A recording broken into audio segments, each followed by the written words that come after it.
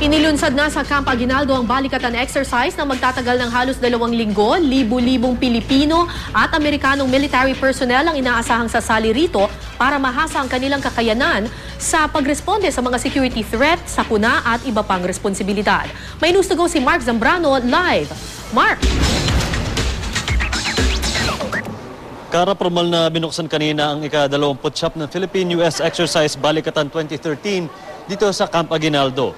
Mahigit 8,000 Filipino at US military personnel ang magiging bahagi ng bilateral military exercises na magaganap sa ilang lokasyon sa Luzon.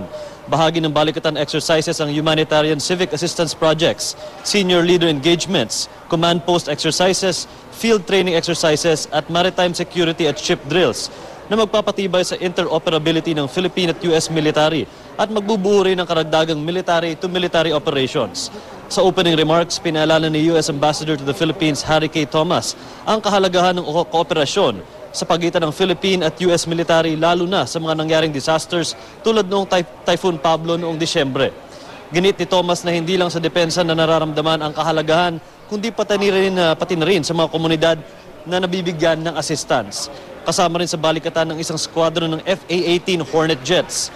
Ayon sa US military, magde-deploy sila ng 20 air assets para suportahan ng mga military personnel na kasama sa exercises para lalong palawigin ang humanitarian assistance and disaster relief sa Central Luzon.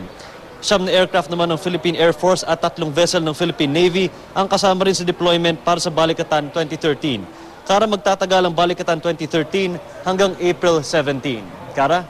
Maraming salamat, Mark Zambrano.